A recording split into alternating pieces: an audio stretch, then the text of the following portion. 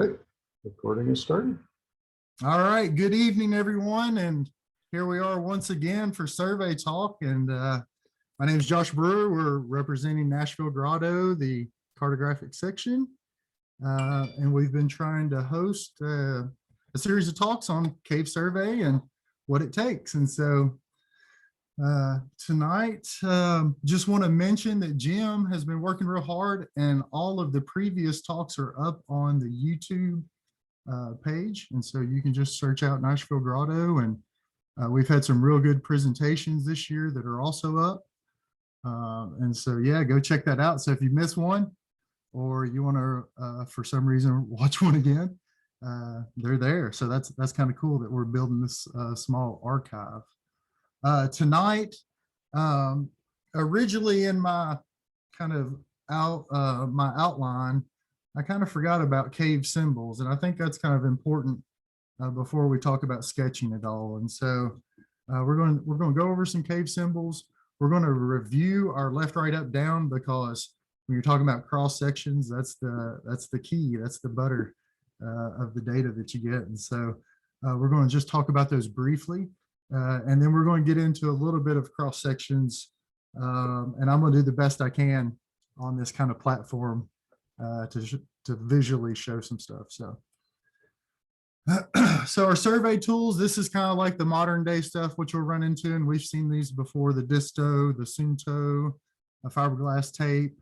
A lot of people have what we call the dumb Distos too, that just do measurements, and you can get those really cheap, $30 or so. So the tape is kind of, getting put aside a little bit more often, but especially next week, we'll see how the tape is still a really key tool. And I also think if you're learning how to draw a profile, laying out a tape in the cave is an excellent guide to newer sketchers to kind of help you keep on task. So I always carry a tape. I've got a bunch of them. I've pushed the button once, and I'm going to let it sit a second. Come on. There we go. So cave map symbols. So, this is a cave map. It's made of cave map symbols. Like everything we do, we have to take a real world physical feature and show it somehow on a map, and display it so that we all know what we're looking at. And so the NSS provides some symbols. Carolyn is going to be posting some resources and references in the chat tonight. And so these you can Google, but we're going to post. So this is a common sheet. And then they also have this guy, and this is just the good. I remember when I started, I had small versions of these printed out and taped to my book and stuff. And then we're also going to put in the chat a longer PDF that the NSS made a little bit ago, but it's still got some good information. The set of symbols and the reference that I use most is from Missouri. And so we're going to post this one also. And so, just like anything else, different regions, different places have different, symbols and ways to do things. And so kind of my survey and cartography lineage is mostly from Missouri. And so somebody in Missouri put this together. I've never seen a name for it, but so they've combined what they called the Missouri cave symbols, the NSS cave symbols. There are some British cave symbols, and then the UIS International also has some cave symbols. And so this document covers 3 of the 4. We're also publishing the UIS symbols in there. So you're going to get plenty of things to download and look at tonight as far as symbology. And so this is out of the Missouri one that kind of looks at multiple different ways. And so you can see here, this is in plan view of how to show an entrance. And so you see the dots, the dash line, you've got the ceiling ledge with the 2 feet instead of the 1. And so That's for plan view. So looking down, like you were flying through. Vertical entrances, so like pits, domes and stuff. I've never really liked this symbol where the hash marks go through the wall like that. And so I try not to, if I've got a dome or something, um, I'll try to either call it out in a different way or, verbally even say what it is beside it. Just regular walls, how to show passages that go above or underneath one another. Regular walls, if your walls are covered in flowstone, if it's a sediment filled wall, breakdown wall, these are all different things that we've all seen in the cave. That's a standard floor ledge up there. Ceiling tees, y'all probably seen those. And so the one on the bottom, you see they rotate, and that just means that's a really narrow guy. The one in the top, you can imagine. So the way to visually look at that with the T, the top of the T is like your step up in the ceiling. And so the down shaft of the T points to the lower portion of the cave. And so in that ceiling channel there, if you can imagine that the left and right side is 3 feet and this middle part is 6 feet, you would be walking in a narrow kind of thing above, and both sides would be below you in that instance. So yeah, just a normal, here we got, so there's a dome, different kind of ways to show those, some more pits and stuff. Slopes, in traditional maps, maybe, and I'm sure probably in the NSS section, it shows like a little three-footed slope. I would say go to 4 or 5 quickly in your survey, because the 3 foot looks like a chicken has gotten loose and is walking all over your cave. And so it's a aesthetic thing for me, but slopes are one of those things. You can put a very bland, generic, lay them in there, or you can really, kind of make a rolling slope, which, Mick Sutton from Missouri kind of introduced a long time ago, this kind of artful skill.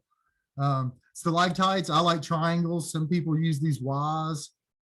Large stalactites, it's kind of got flowstone wrapped around it there. And then there's a bunch, so we see a lot of different kinds of flowstone. There's a lot of different kinds of formations, and we got to have symbols for all that. So most of the time, the stalagmites, you just flip up whatever you're using for the stalactite. Down here in the lower sections, you can see these are all different types of columns that you can draw, and then soda straws. And I like people that mix up their soda straw symbology, because sometimes you got a bunch, sometimes you might just have a few. And so, you should play, a little bit, use a little variation sometimes. And all that is good. And so here's more, flow stones and shields. Some of these are very specialized. Cave popcorn. Let's see here. So here's in a cave we're mapping now, we've got boxwork. And so this is the symbol that we've got a bunch of it. And so it's just kind of hatched up. And if I did it, if I covered the ceilings the way it's covered, the whole map would just be hatches. So I'm not sure exactly what to do. Maybe try to just, I don't know. You can show details and cross sections and stuff that you can't sometimes in plan. And so, yeah, that'll be an area. But moving on. So, yeah, I mean, flowstone, rimstone dams, pools, anastomosis areas, scallops. So if you ever see like, ice cream scoops taken out of the wall, that can tell you something about the flow direction and intensity, velocity of it. Smaller scallops, the quicker the water. Large scallops, kind of a slow, sloppy kind of pace. And then you get down to the floor. So, clay and mud usually use dashes. Silt floors, you throw in a little bit of some dots in there. Mud cracks, that's kind of how they actually look. So that's pretty good. That's the one thing with symbols. You want it to kind of reflect what it is. Sand, as you can see, just little dots. And then you got all kinds of gravels and rubbles and breakdown.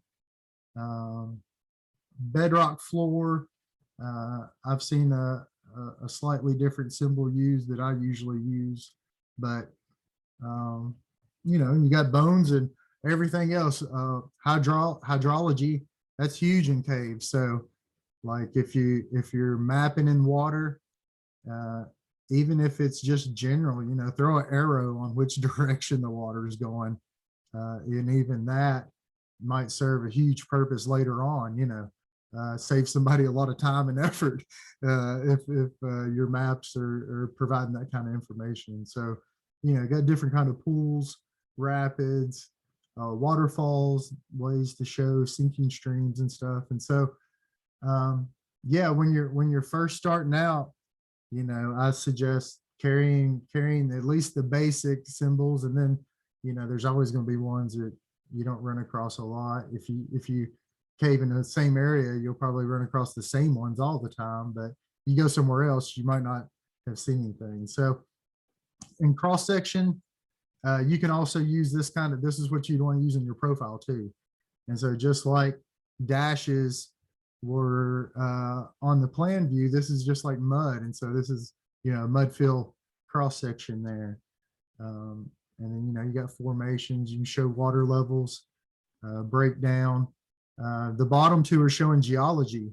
And so really and truly, like if you can get to that level, and it's, that's aesthetically pleasing. So, if there was a limestone, a sandstone, and a shale sitting there, and you could draw that through the cave pretty closely, that might be some really good information for a project or something. But, it's hard to do. And so a lot of us just generalize. If we throw geology, if it's a limestone cave, we'll just put, limestone in it. But I have seen some people, what's the guy's name? John Dunham, I believe is his name, up in the Northeast. He draws like the best geology cross sections I've ever seen, fully colored. And maybe I'll try to track some of those down and bring them to just show. Now, my buddy Christian and I were having a discussion this week, and he was telling me that he hated how some of the symbols were inconsistent. And so this is a good example here of how the top two, so these are floor ledges, and these down here are ceiling ledges. And so here in this floor ledge, the tick marks go inside. And so that means that you're standing on the rim and the inside is a drop off. Okay. So over here, it's totally the opposite. So this would be like you're up on a pedestal and then you're stepping off the side in all directions. Well, here in our ceiling ledges, the tick marks are going inside. But okay, so that means that this is a low spot in the ceiling. And so every time you cross this coming out, you're stepping up your ceiling. So this is our 3-foot ceiling. You go over here and it's 6-foot ceiling all the way around. And so here's the opposite again. So here our ceiling ledges, our tick marks are going out, but yet this is like a dome. This is what a dome would be. And so, over here would be your 3-foot, and you step in and there's your 6-foot. So I guess the one thing I will say is that, if you're the cartographer, it's your map, and you can always set the legend on your own map to whatever symbology you want. And so if this bothered you so much that you wanted to flip one of them to where it's the same, there's no reason why you can't, even though it might not be what everybody else does. If you label it properly in your map, then it's fine for your map. And so just like with 2x4s, 2x8s, whatever stuff you find, like you're definitely allowed to create your own symbol and put it in there. And so that's what, I say a lot of people do. And I would say most of my bigger maps all have legends. I don't, if you don't have a legend on your map, then if you're trying to appease the survey gods, then you would want to reference what symbol set you were using, like in that north arrow information, where you're kind of given the stuff. You would just put, hey, this is the NSS symbol set, and go on with that. But so yeah, so that's some symbols. And so I'm going to move on real quick. So we already did this, but I'm just going to flip through them real quick. And so left, right, up, downs, and taking data. And so you take your measurement, we're shooting our front sight and our back sight. We take the left, the right, the up, the down. So the left here, 2 + 7, meaning we went over 2, something was there. But if you went above it or below it, there was another 7 feet to the maximum. Right, 11.4, and then the same thing on that down, 1 + 3. And so from our station, we went 1 foot down, then over to the right or left, whatever the case may be. And the total depth was 4 feet below. And so we use those plus symbols to kind of add that up. And we've seen this before. And so shooting down through, we're going to look at this. And like I said, I know this isn't the greatest visually, but it's kind of the best that I've come up with. So from our station here at A2, I think let me go. Oh, actually, I'm going to do something before I get into this. I'm going to show you a few cross sections that, like what is a good cross section. And so I just kind of clip these out real quick from a map. And basically what you're trying to show is, so on the right-hand side, this is our bird's eye view flying through the cave. And this was the cross section that came from it. And so you see here, we've got our dome right here, which in the cross section we have. And then you can see down here, we got some of the stream against the wall. And so stream against the wall. And, that's depending on your scale and stuff is going to be dependent on like how detailed, how many of the features that you're really trying to get. You'll see here on my brackets, these little wings that come out. So that indicates the direction that you're looking. And so if I was this person here and I'm looking at this cross section, it's actually kind of rotated just a little bit to where like you're facing down towards the south, basically in that view. And you can see here's that basic limestone that I was talking about that, if you're not trying to get real detailed about it. Here, you can have a little bit complicated ones. And so this was a spot where I had 3 small passages that we surveyed through, and the stream, broke out. So this is main passage. The stream cut under and wrapped around in this lower thing.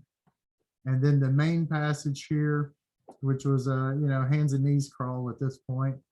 And then off to the other side, we had this upper thing. And so drawing a slice through all of that, we had the survey data, which helped us make sure we kind of got our points right. But again, the same kind of basic geology around it all. And, that's you just kind of rock on. You've shown a kind of, you're just trying to give an indication of what the passage is like. And so if we go back here to our total, I've put the left, right, up, down at the top. And so from our station A2, our left across the passage, 6.5 feet. Our right, we had a 0. So it's on this small ledge here. And you really can't tell, but that ledge is actually 1.5 feet wide. So we had a 0 plus 1.5. Our up was 4.2 to the ceiling. And then our down, we went down 2.5 and we kind of hit the wall there. If we brought it out to the middle, we went down another 3. So 2.5 plus 3. So what we did here, and I want to thank Carolyn. I was a little late as always to the game and making a few slides at the end. So she helped me out. And so she made her mock cross-section cave and she threw her very important scale bar. And you always want to list that in the inch first and then 20 feet. I see a lot of people that do 20 feet equals 1 inch. And yeah, it really doesn't matter. But if you want to be correct, you should put the 1 inch first. She's got her north arrow here. Not too important if you're just doing cross sections, but I've taught her well. And then she jotted down this left, right, up, down data. And so when your scale is 20 foot to 1 inch on these big blocks, you've got 10 small blocks, which equals out to a nice 2 feet per box. And so if we look at her station here, she went left 6, so 6.5, 2, 4, there's 6, and then, you know, kind of half there. Her 1.5, so she had 0, but you know, this box is 2, so she's right here cutting that in 1/4, which is a pretty good mark. Her up was 4.2, so 1, 2, and just barely over the line. And then down 2.5, so we went down 2.5 and there's something. And then she kind of stepped over a little bit and she said, you know, I'm just going to go ahead and bring it down to the 3 there. And so that's how I would start out, you know, my cross section. I would set myself, and usually you want your cross sections to face going into the cave. And so like from the entrance, you're entering the cave. And so, you know, caves are meandering and stuff, and the cartographer will have to deal with at some point trying to get all the cross sections in the cave to kind of line up in either a north-south or however. But as a sketcher, you most of the time you want to try to just draw facing into the cave. And so, you know, if we go back to this, and so the station is here, you know, where this photo was taken, it, you know, appears to be what, 10 feet or something maybe. And that might be a good distance to step back and to visualize what you're doing. And so you've got those marks on your paper that you've made all these measurements. Now you've got your marks. And so what I always do is I look for like, man, where do I have the most data? And so for this, the station is on the wall. It's a short right. We've got a up, we've got a down, and then kind of a down and over. So, you know, from here to here, I've got a bunch of data, relatively speaking, for my whole cross section. And so I would probably just start at the station and say, okay, I know that right here, I'm going to come up and it's going to go over 1.5 feet. And then I'm working up to that 4-point mark. And those are pretty close together. And so, you know, it looks like it's got a little bit of a curve. You come up, you hit that point where you're at the ceiling, and I just bring it over. All right. And then I might even stop right there. Now, you keep looking at that ceiling, that's pretty flat. And so if you came over here and you just looked real quick and said, okay, that's 6.5, you know, that's probably 1 foot or something. You could draw that out for a little bit. You wouldn't want to draw it all the way, but you know, you could get it out here close and then leave it alone for a little bit and say, okay, so now I've got that. I come back down, I say, okay, from my station here, okay, that's kind of on this rim, so it kind of curves back in, and then I hit this thing. So I would draw that 2.5 feet. Got a lot of good data there. And then I'm looking at it and I know, okay, so this is 3 feet down. We've got this mark, you know, I'm here. I step out a little bit, I come down, and then I'm on the floor. Now, is there rocks? Is there whatever? It looks like there's rocks. So a couple of rocks here, draw down to a little bit smoother. And, you know, like I said, in the cave, this is definitely way easier to tell these kind of features. And then I just keep working. So I'd bring it over, and then I know, okay, I've got that point up there. Whether I go from that down or from there up really doesn't matter. That's just how my brain works. I would connect that. And then I've already drawn my line up here. I've already, once I get up to that point, I'm just kind of smoothing it over, and okay, this thing kind of goes up, and then it kind of kicks over gradually, and then boom, I'm connected. And so, oh no, hold on. Oh, there it is. It's in the wrong spot. But so here's what Carolyn ended up with. And so she took her data, she drew some rocks down here. She came up. So there's our station. She went down. So that's where she hit, came over a little bit. So there's the bottom of our floor. You know, she brought that point over there. So there's come up a little bit, connected it over, ceiling relatively flat, you know, soda straws adding in. And so, you know, that's not a bad cross section. And even though that's, you know, kind of a fake one or whatever that we just did here in the bedroom, like I've definitely, for beginners, like that style of, you know, artistic rendering or whatever you want to call it, like that is a sufficient and good enough. Like it's, you know, we're not all Picasso, and the first couple of sketches are going to be rough. And so that's a good looking cross section. I like that, even though it's fake. And so now let me go back up. All right. So now here we've seen this photo too. We had these left to right. So we had a 0 + 2, which the more I looked at this photo, wasn't really correct, because like down here, you can see some stuff coming over too. But anyway, we had this thing up here up top that was going in a couple of feet.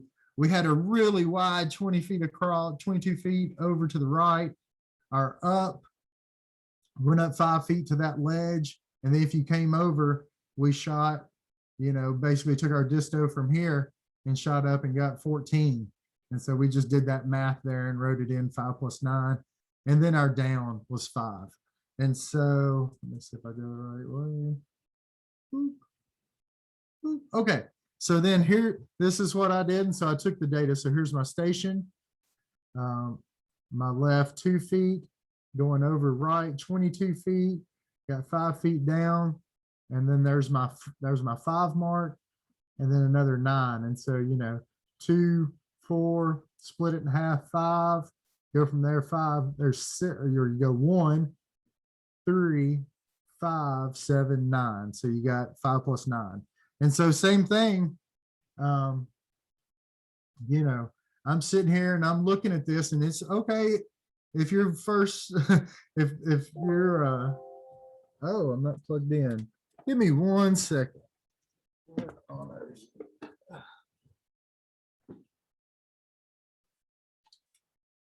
Sorry about that.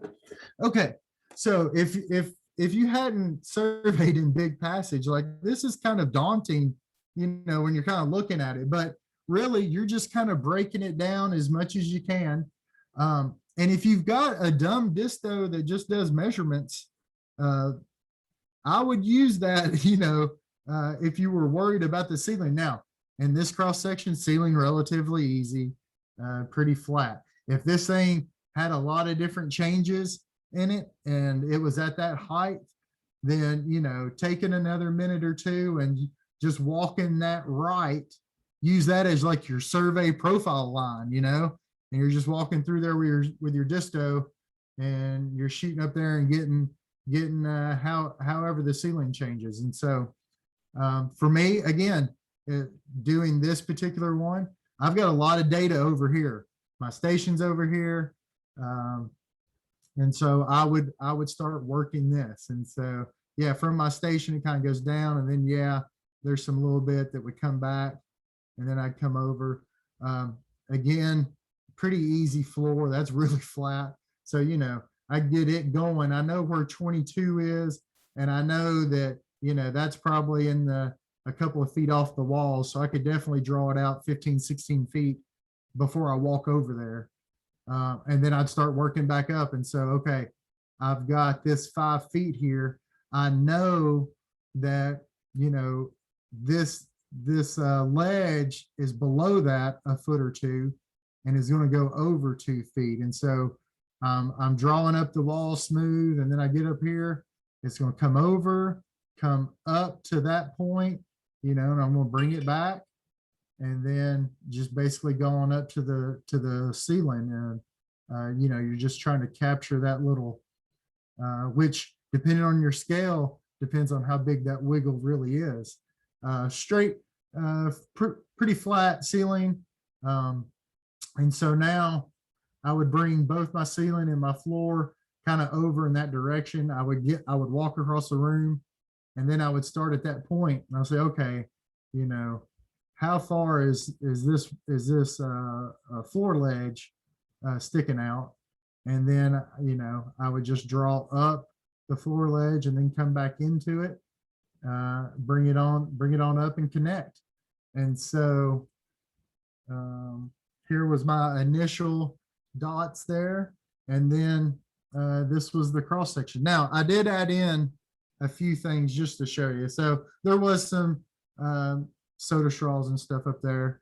And the one thing that wasn't there, but I just kind of drew in, is like when you're dealing with draperies or flowstone or stuff like that, you basically just want to try to resemble the natural shape of the formation. And so if it's super thin calcite or whatever it is, and it's just on the walls, then we usually just kind of color and make the walls kind of real thick in that area. And as a sketcher, you might just want to put out to the side, hey, you know, flowstone, and put an arrow or something. And anytime that you're sketching, notes around your stuff are always welcomed by the cartographer. And so like under this, like I should have maybe dashed some mud, or it could have been a sediment floor, so maybe mud and dots. But yeah, you know, you want to just make the most. And so my station actually should have been touching something.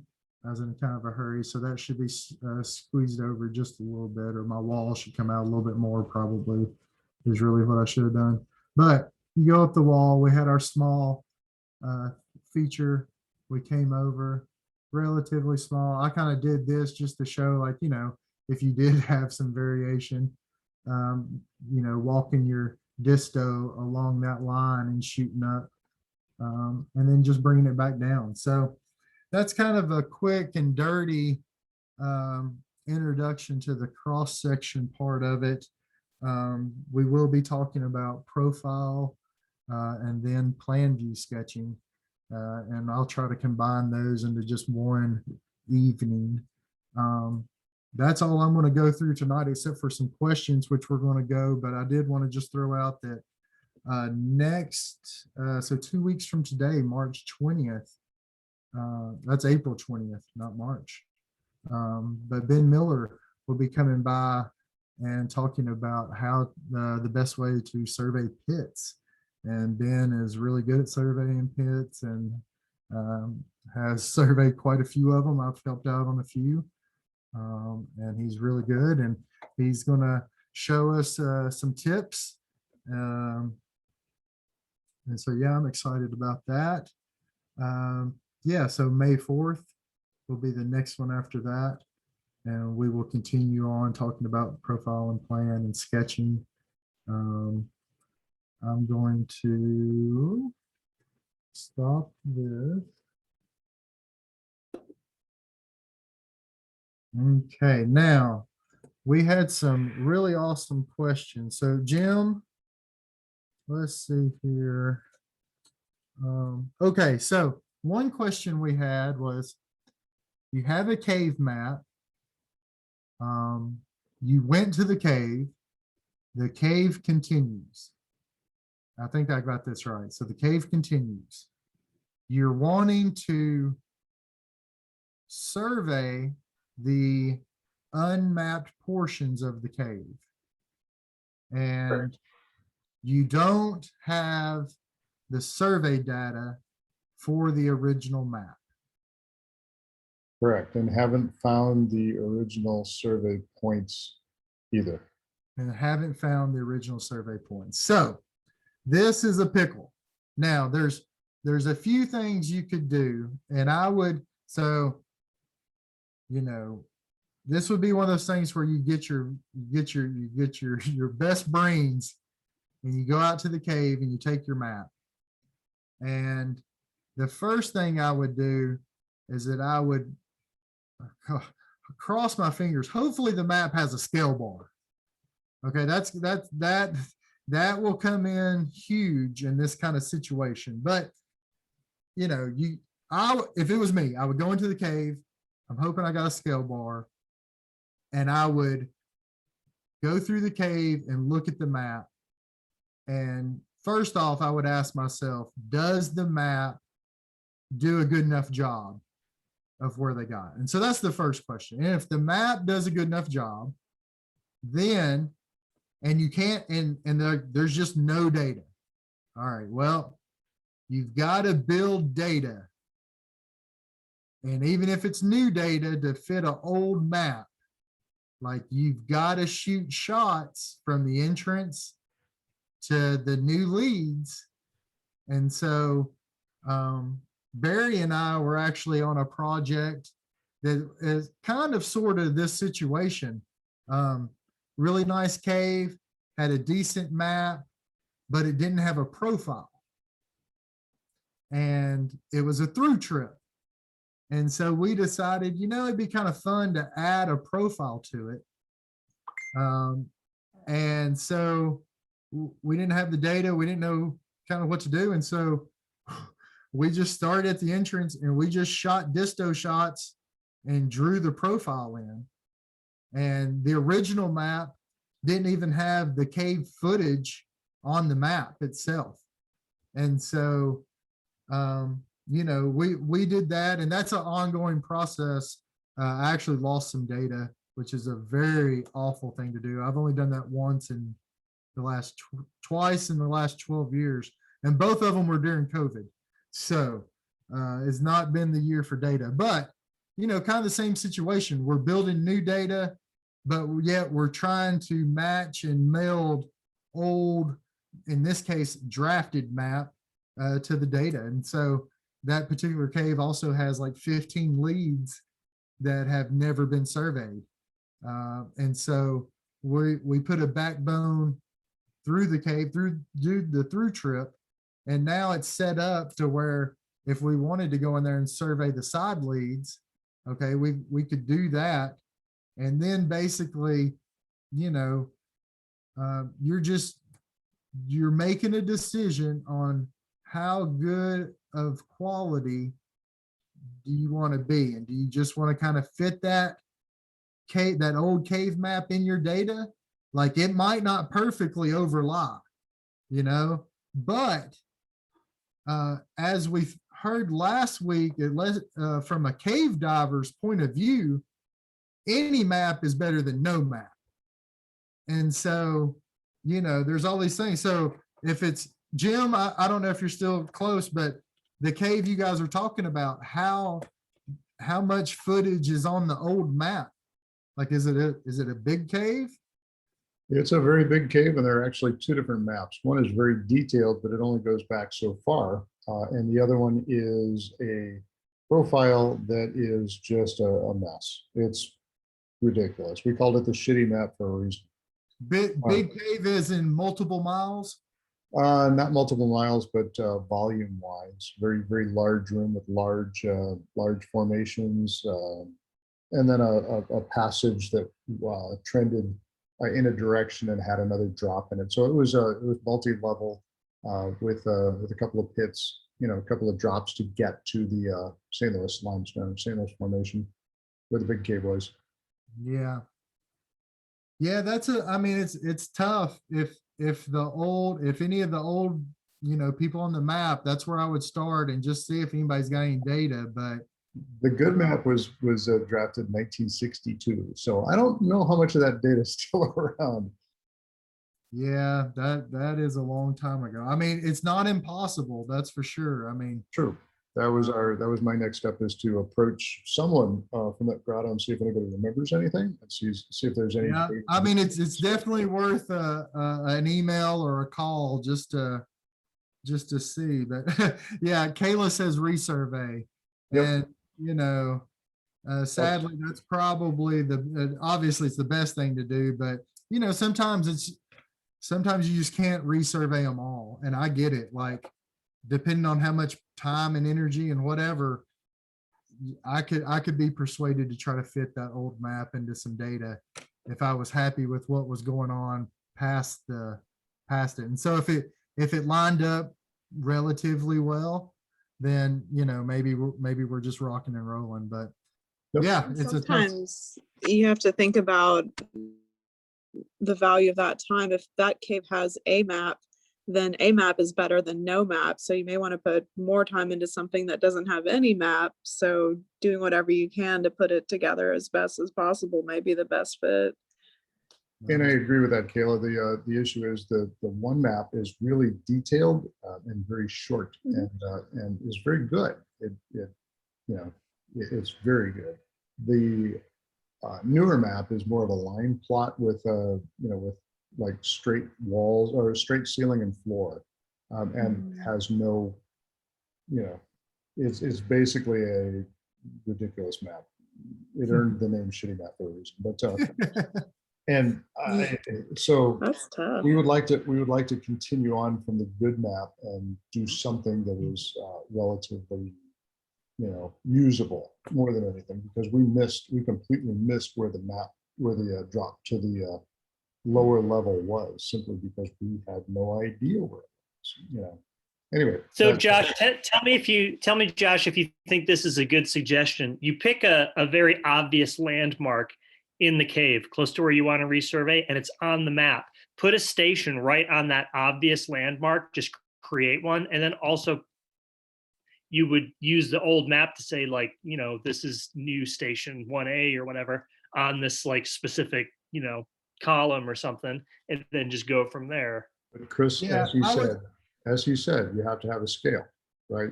If we don't have a scale, we're going to be guessing. Well, I would just say, if the map doesn't have a scale, you're going to run some issues. But to the point of just starting a new survey inside the cave from a point, you're not going to be able to geo-reference any of that data. You're not going to be able to do all the bells and whistles of a final cave survey. So if you want to put that thing into Compass and make models, or you want to do anything, you're basically missing that half. Now, if the only goal is to kind of finish out a kind of, you guys are saying this map's really nicely drawn, that would almost tell me there's got to be data.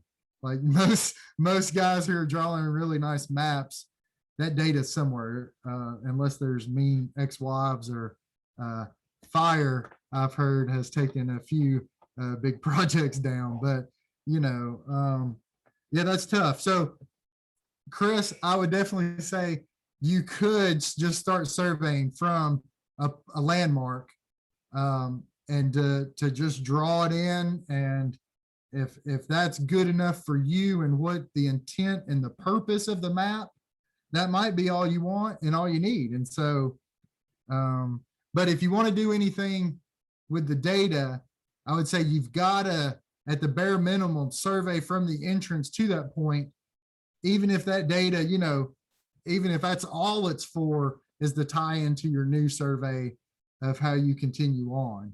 I think you would, for your overlays, to see where the cave really goes, like as far as the relationship to the earth, that would be the big thing. So I hope that answers a little bit. Yeah, Jim, we also had another question about lava tubes. Is that correct? If you know anything about lava, a lot of lava can be high in iron, which will definitely throw off your compass. It's magnetic. You can't the problem with surveying show caves is because all of the man-made rails and stuff. And so if you think that's bad, lava caves, lava tubes can be a nightmare. And it reminds me of, I went out to Idaho to Craters of the Moon and started a survey project there that CRF has taken and ran with, thankfully, because Idaho is a long way away. But I remember the first day they have a self-guided cave that they let people tour. And so I was going to run a workshop for the park, survey workshop. And so we had park employees, we had a bunch of Grotto people from the Silver Stage Grotto, and we're in there. And I just told myself, you know, I've heard lava caves are hard to survey, but I'll just shorten up the shots. We'll just take, you know, 10-foot shots, 15-foot shots, whatever. We'll shorten it up and surely we'll be able to, you know, make it work. Boy, was I wrong.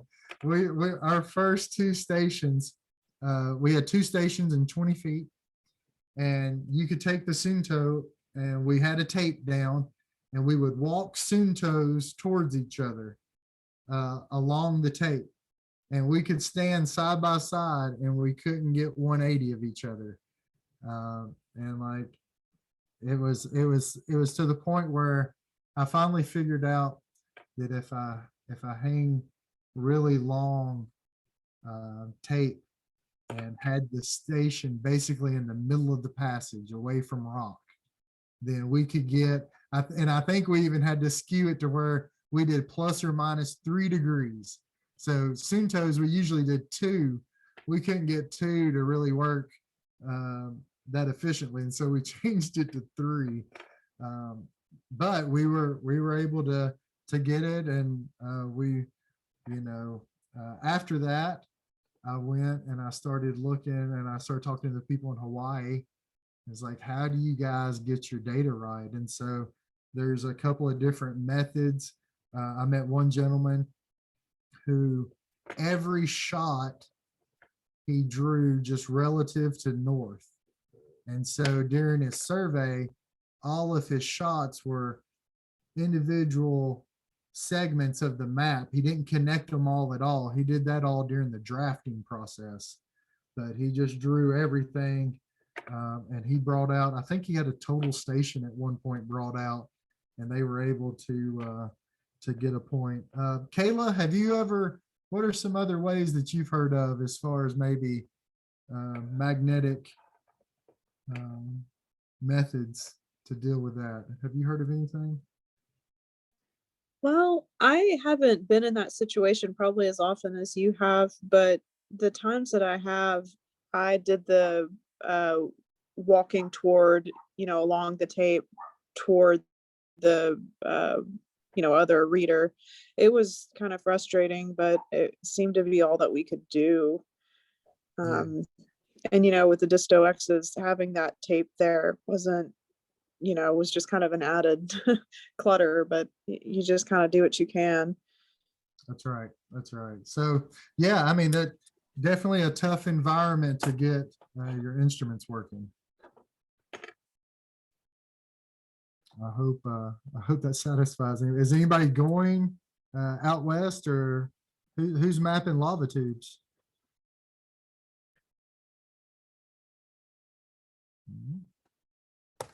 All right. Well, is there any other questions? Dylan actually had a question. Okay. If you see it in the chat window. No, I read it. Okay. Multiple level passage like Carter. There was a place where we could talk to Jim and Nathan when I seen them. Would you include both passages? Okay, so we're in a multi-level. This is in a cave we're surveying, and the day that Dylan and I got to hang out, Jim and Nick split off from us, went one direction and we went the other. And it just so happened that when we were surveying, we actually found our way to tie into each other. And so they were in this lower level thing. And Dylan and I were kind of in this middle level thing. And then there was a level above us.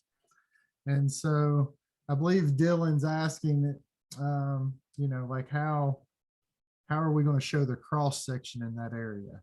And so that is a place where I would first have all the levels surveyed through the plan view first. And so we don't have that yet, but once we had the 3 levels in there survey wise, I would go into my walls data and actually I think once we get through sketching, we're actually going to talk about some data processing and programs. So I'll be able to show this a little bit more, but you can go in and you can choose plan or profile for your data.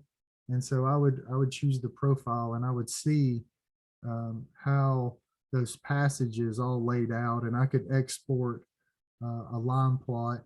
And then from each of those stations, I could draw in kind of my left rights, my left right up bounds on all that stuff, and kind of see how mixed matched and stuff it was. The where we connected to, there was only a hole, you know, kind of this area that was convoluted and stuff. And so we were really just able to shoot the instruments through it. And so on the profile that I was drawing, it looked cool because we came in from the top level, dropped down into the middle level, and then went and dropped into their lower level. And so my profile for that section, you know, has me going and then just open bottom. And so I'll take Nick or Jim, whoever was drawing profile that day, their profile, and I'll attach it from the bottom. And so they'll be coming along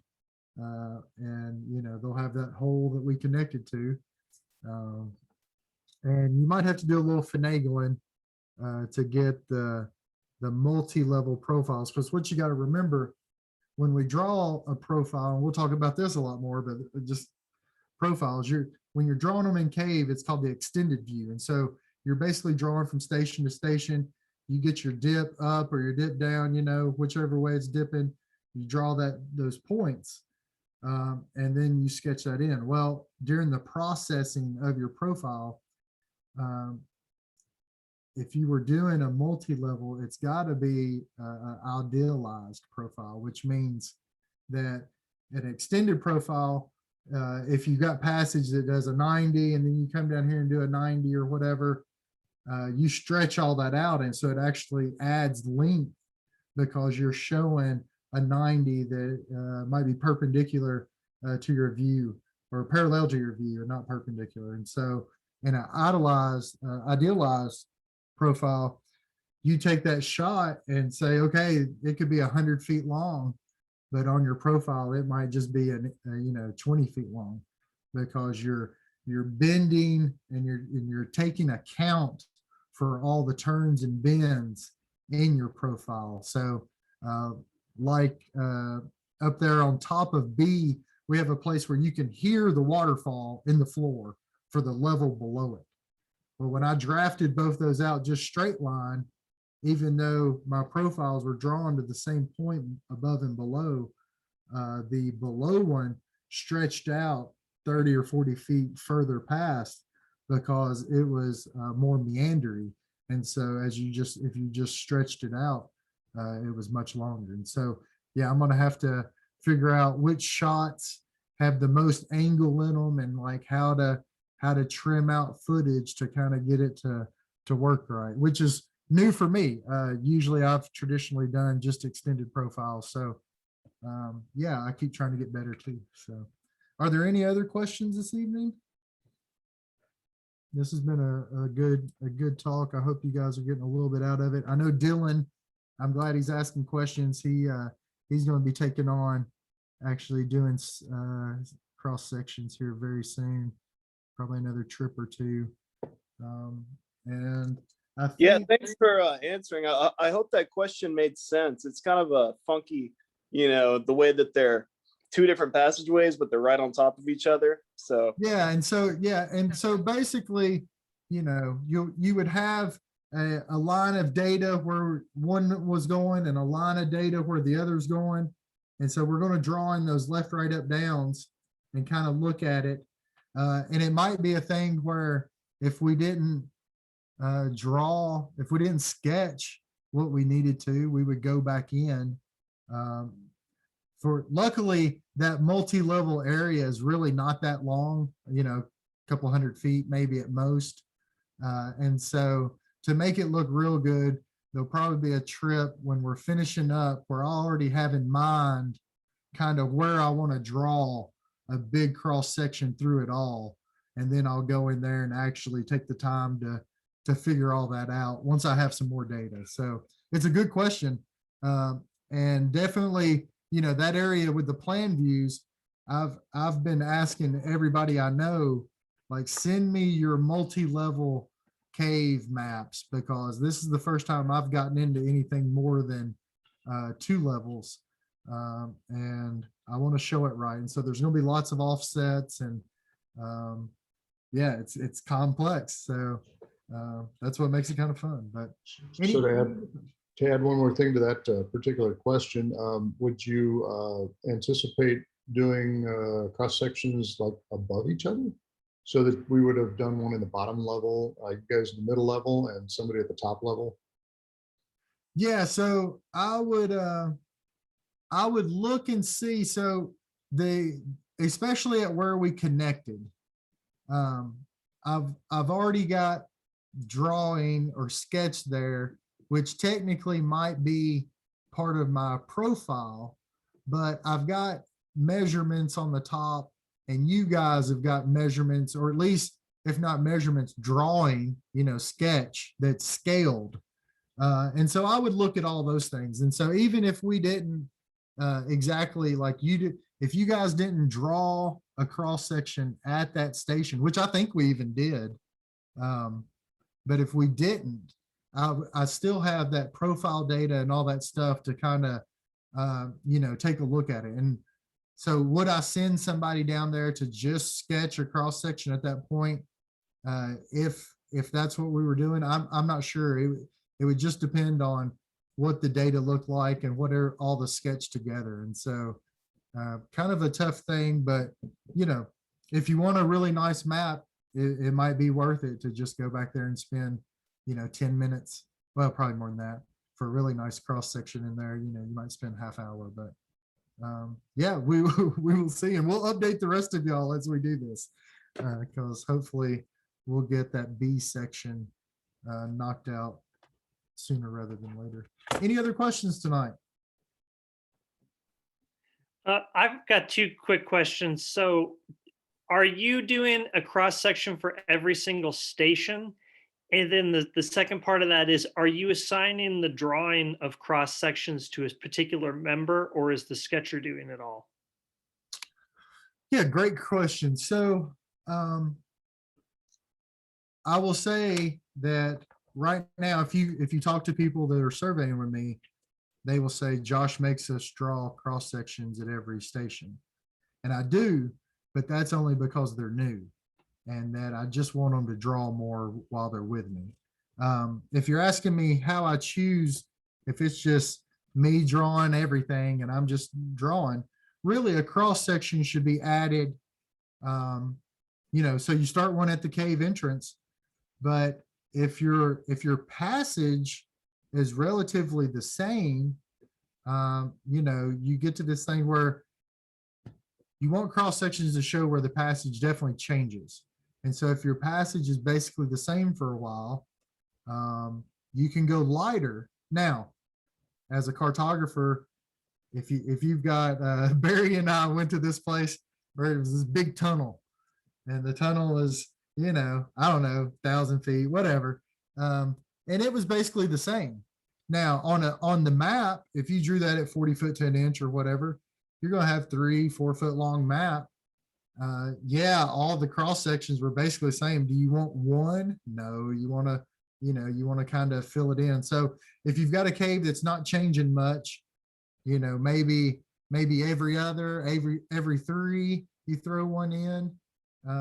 But basically the cross sections are there to really help you show changes. So yes, everybody who surveys with me, yes, they're drawing every station. Do they need to, or will I draft every station? Probably not.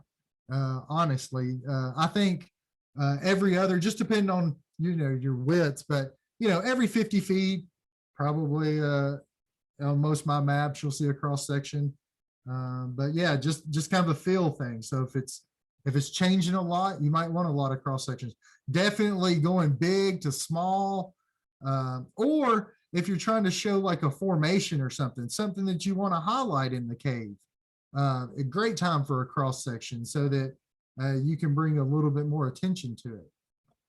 So did that get everything, Chris? I feel like there's a little bit more to it that I'm not. Yeah, and then are you assigning the drawing of Oh, thank like you. in a team? Is it because I've heard where sometimes just the sketcher does it, but then sometimes like the sketcher's so busy he's having or she's having somebody else. Yeah. So thank you for that.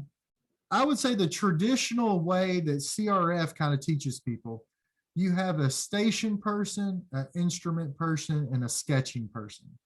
Now, and that's fine. The CRF is amazing, but if you survey with me, like we divide everything up. We want 3 people, 3 sketchers. And so usually for me, I want the point person who's setting stations to also draw cross sections. I think that's the easiest position to do both because the profile or the plan, you really want to be on that, the earlier station so that you're looking at the entire shot that you just did. Whereas if you're just taking the cross section, you can set that station and shoot the instruments with everybody and then, get 5 or 10 feet away and turn around and look at it and draw it. And so I prefer point/cross section person if they have all those skills. So that's how I do it. The other way, Chris, if I'm limited to sketchers, and let's just say I have 2 people who can sketch, I would usually choose the better person do profile, or the better person do plan and cross section, and then the second sketcher do the profile, just because I think it's easier to line those 2 views up. Usually when I'm doing profile, unless it's super small cave, I like it on another piece of paper. And so it's definitely not as easy to flip back and forth all day long between the 2. But you can draw all that stuff on one piece of paper too. I mean, that's just me. I'm a little anal about how I get everything into the computer. And so I like to divide it out. But yeah, I hope that helps. And really, Chris, just remember, you're leading the team. So it's whatever you say. just do what you want. And hopefully you have people who can help you accomplish that. And so that's really what it's about. I've been super lucky the last year and a half to get a kind of a new group and who's, bringing that excitement and want to learn. And we've been pumping out some good stuff. And I'm hoping that we can get this rocking in the Nashville Grotto side and get some stuff. I think, Carolyn, did they say at the last EC meeting, I believe Nashville is allowing 25 people to gather outside? Is that what it is? So I think as far as the small survey workshop, we might, I can't handle 25 people coming to it. So I would probably say we're actually there and we could actually plan a trip here pretty soon. And so we should probably shoot for May, and I will think about real hard now a cave that's close by for our Nashville friends. And if you're not in the Nashville area, I was telling Carolyn tonight, it almost seems like to show some of these things, it would be cool if we did some video in the cave. And so we might play around with that and just see, a quick little tutorial on what I'm thinking about and looking at with the cross section. We'll see if that works out. But anyway, if there's not any other questions, I think we have successfully talked about some survey. Oh, and yes, thank you everybody for coming. It makes me happy that people show up and want to learn about cave survey. For me, it truly opened up my world. I was lucky enough to be a part of the cave and karst department up at Western Kentucky as an undergrad. And because I was a cave surveyor, I got to travel a whole bunch and went to a bunch of countries and traveled to a bunch of states. And it was, for science and cave survey and bat counts and all that good kind of stuff, changing out dye packets. And so it's a cool thing. And I know you guys are interested in it. So please. And one other thing, I think we posted a bunch of stuff tonight. Those are some good references for symbols and stuff. So feel free to pass those around. Most of them you can find online, I believe, but the Missouri one, I like that the most. It kind of shows you a couple of different varieties of what to do. And like I said, it's your map. And so if you don't like something, make your own symbol, put it on your legend and be done with it, because that's what it's about. So, yeah. So Jim, two additional what do you think comments. we did? Yeah, two additional comments. First, you need to come up with a symbol for a treadmill. And For what? Treadmill? treadmill and a full-sized RV, because we found those in caves. So yeah, so we did find those. And what I would do, I would Google silhouettes of whatever it is you think of and just see if anything's out there. And you might find a silhouette of something. You might have to play around, do some doctoring with it. But yeah, we did find an RV. We found some stuff. We have found some stuff this year, but barrels. We found plenty of barrels. We need to put those in. Barrels. And finally, will you be covering iPhone 12 front camera LiDAR mapping in caves at any time? Probably not. Maybe we can find somebody. That's a Barry. You got any of that? No. Well, we are, like I said, I'm gonna try to keep this thing going. And so we've got Ben coming in. We're gonna talk about pit survey. We're gonna talk about profiles and plan view. We'll probably do a quick thing on walls, which is what I enter my data in. There's also compass. And one thing we could do, I know there's some great videos out there that cover some of this stuff. And then there is a lot of different drafting programs that are out there too. But I know of two people who sketch with tablets and stuff, and I was going to reach out to them to see if we could get somebody to give us a little intro on that. I'm a little older. I like paper. It's going to be a while before I switch to anything like that. Yeah, that's just me. So, but I do hope to continue this and to get people who have these other skills and who are trying these other technologies to come in and talk to us, because I'm definitely as interested to hear about it as you guys are. So yeah, we will try. I'll put it on the list. So I can't do it, but yes, yeah, maybe so. I think Barry should probably give us something on drone flying around caves or in caves or wrecking in caves. But yeah. Anyway, so yeah, that was awesome. Thank you everyone for coming. And I guess, Jim, we can wrap it up, buddy. One final thing, all of the links that were in the chat are going to be down in the comments below on the YouTube video page. So they will all be there, so you can continue. Perfect. Okay. And thank you so much, Jim, for all your work on that, man. That is our YouTube channel. The Nashville Grotto's got a lot going on, and we're doing some good stuff. So even if you haven't checked out some of our just regular meetings, we've been having some great presentations We got a Tears of the Turtle, a Grand Canyon caving, the Hawaii Speological Survey. We had a Mexico talk.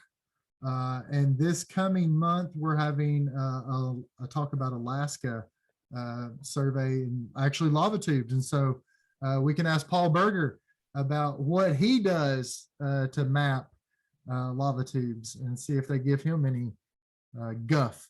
And if they do, I bet he takes care of it. So anyway, thank you guys. And I will see y'all 2 weeks from today for Ben Miller and Big Pits survey. Good night.